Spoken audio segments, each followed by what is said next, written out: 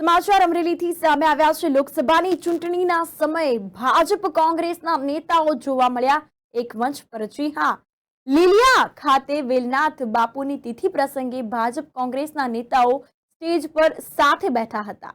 તાજી ને માજી ધારાસભ્યો એક મંચ પર જોવા મળ્યા છે। ધારાસભ્ય મહેશ કસવાળા અને પૂર્વ ધારાસભ્ય પ્રતાપ દુધાત લીલિયા ખાતે એક સ્ટેજ પર જોવા મળ્યા છે। તો અમરેલી લોકસભાના કોંગ્રેસના ઉમેદવાર જેની ઠુમ્મર અને મહેશ કસવાળા આજુબાજુમાં બેઠા હતા। કોળી સમાજના સંત શિરોમણી વેલનાથ બાપુની તિથિ પ્રસંગે રાજકીય નેતાઓ પણ સામેલ થયા છે। આ અંતર્ગત વાત કરવામાં આવે તો સમાચાર સામે આવ્યા છે અમરેલીથી। તો અમરેલી લોકસભાના કોંગ્રેસના ઉમેદવાર જેનીબેન ઠુમ્મર અને મહેશ કસવાળા એક બાજુમાં બેઠા હતા। દરમિયાન જો વાત કરવામાં આવે તો એક જ સ્ટેજ પર ભાજપ તથા કોંગ્રેસના નેતા જોવા મળ્યા છે। લોકસભાની ચૂંટણીના સમયે ભાજપ કોંગ્રેસના નેતાઓ જોવા મળ્યા છે એક મંચ પર। લીલિયા ખાતે વેલનાથ બાપુની તિથિ પ્રસંગે ભાજપ કોંગ્રેસના નેતાઓ એક સાથે બેઠા હતા તેવું જોવા મળ્યું છે। તાજી ને માજી ધારાસભ્યો એક મંચ પર જોવા મળ્યા છે। જી હા, અમરેલી લોકસભાના કોંગ્રેસના ઉમેદવાર જેનીબેન ઠુમ્મર તેમજ મહેશ કસવાળા પણ જોવા મળ્યા છે। કોળી સમાજના સંત શિરોમણી વેલનાથ બાપુની તિથિ પ્રસંગે રાજકીય નેતાઓ સામેલ થયા છે।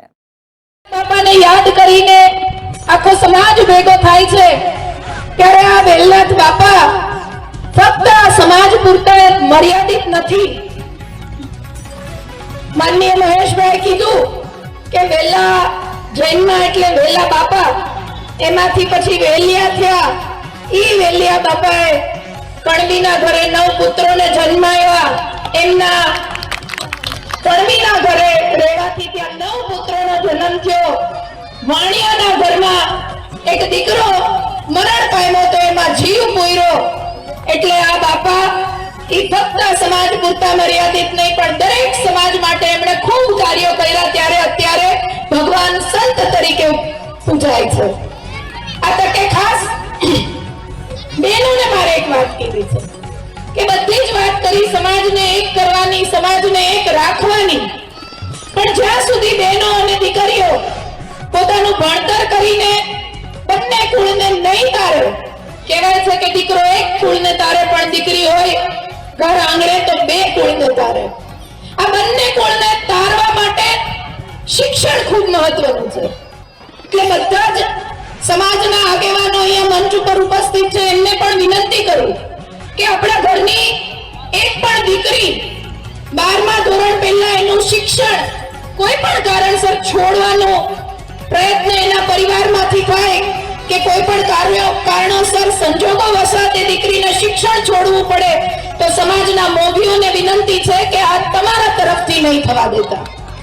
અમે આગેવાન તરીકે, અમે નેતા તરીકે કે રાજકીય વ્યક્તિ તરીકે સમાજની એક પણ દીકરીને હું ક્યાંય પણ મદદરૂપ થઈ શકું એના શિક્ષણ માટે તો વિના સંકોચે મને જાણ કરજો, કારણ કે દીકરી ભણશે તો આવનારો સમાજ સમૃદ્ધ થશે। બધા કોઈ પણ સમાજ હોય એના પાયામાં ઘડતર રહેલું છે, એને આપણે જે પ્રકારનું ઘડતર આપીએ એ પ્રકારે સમાજનો વિકાસ થાય। ત્યારે આ પાયામાં દીકરીઓના શિક્ષણનું ખૂબ મહત્વ રહેલું છે, કારણ કે જે ઘરમાં જશે એ ઘરને, કુળને, સમાજને ઉજાળશે। એટલે આજે આ તિથિ નિમિત્તે મળ્યા છે, આવતી તિથિએ મળીએ ત્યાં સુધી દર વર્ષે એક સારું કાર્ય એક માણસ કરે તો આખો સમાજ આવનારા 10 વર્ષમાં ખભેથી ખભો વિશ્વ કક્ષાએ મેળવે, એમાં કોઈ શંકાને સ્થાન નથી। ફરી એક વખત આપ સૌએ મને અહીંયા બોલવાની તક આપી, અહીંયા આવવાની તક આપી, બાપાના આશીર્વાદ લેવાની તક આપી અને આ તકે સમાજને મળવાની તક આપી, એ માટે આપ સૌની હું ખૂબ આભારી છું। વંદન સાથે આપ સૌને પ્રણામ।